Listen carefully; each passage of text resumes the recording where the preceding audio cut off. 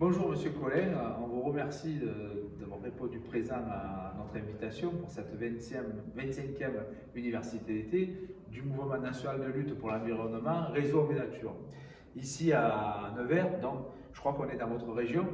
Donc qu'est-ce qui vous a motivé pour répondre favorablement à cette invitation?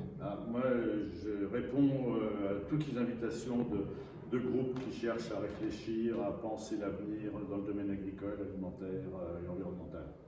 Merci. Et donc, on a quelques questions à vous poser. Notamment, on a parlé production, consommation, qualité des produits, l'enjeu social que représente cette question au niveau du devenir du monde paysan. Quelles sont vos réponses? Il faudra être paysan demain. Je pense que l'avenir de notre société, enfin, qu'on essaye de penser, de questionner, elle n'est pas dans les écoles de commerce, elle est dans les écoles d'agriculture. Si on veut véritablement changer les pratiques agricoles, changer les modes d'alimentation, il faudra qu'il y ait des gens qui s'en occupent. On ne peut pas indéfiniment confier à l'agriculture industrielle le soin de nourrir la planète, entre guillemets, sans vouloir y mettre sa main soi-même. Bien. Et donc, vous êtes pour une agriculture sans pesticides, mais est-ce que c'est possible? La question n'est pas c'est possible, c'est qu'il n'y a pas d'autre solution. L'avenir des pesticides est bouché. Je dirais presque fort heureusement, ça aura été une parenthèse dans l'histoire agricole. On va en sortir dans 5 ans, 10 ans, 15 ans, pas tout de suite.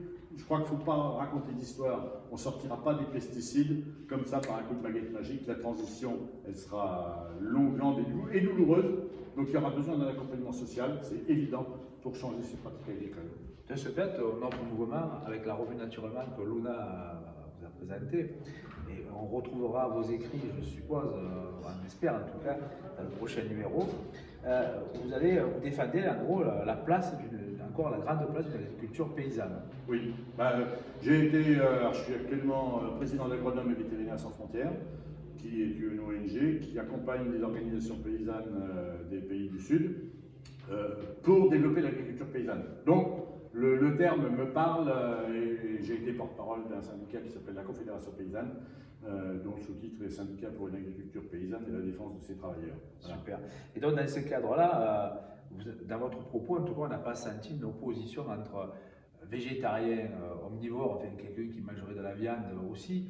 Donc, ce n'est pas du tout le propos pour vous. Moi, le propos, c'est... Alors, ce matin, j'ai développé surtout sur la nécessité de l'élevage. Après, chacun fait ce qu'il veut dans son assiette. Je pense que ça, c'est un droit imprescriptible.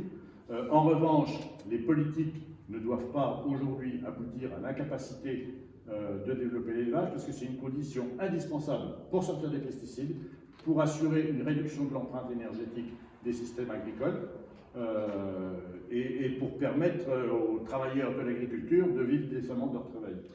Je vous remercie en tout cas, et pour nous, on fera appel à vous parce qu'on porte un projet alternatif au projet Auchan sur les terres de Gonesse en région parisienne. C'est le projet Karma qui s'oppose à ce gigantisme commercial qui voulait nous mettre des vaches sur le toit du supermarché. Et donc avec la revue naturellement, on y reviendra, mais surtout on vous invite à participer aux actions communes avec d'autres contre ce projet de destruction des terres agricoles. Et notre mouvement s'inscrit pleinement là-dedans. Ouais.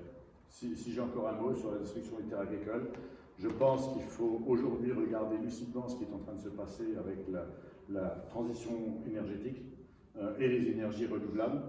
Aujourd'hui, moi, ce qui me préoccupe, c'est que ces énergies dites renouvelables, d'abord le terme est contestable, et en plus, elles se feront toutes sur le territoire agricole et rural en conflit avec les paysans sur l'accès au foncier. Je crois qu'on va là réouvrir notre dossier à l'occasion avec vous et d'autres. Merci encore et à bientôt sur nos ondes, puisqu'on a une chaîne YouTube MNLE. On diffusera cette vidéo et puis on vous retrouve tous et toutes bientôt. Merci beaucoup.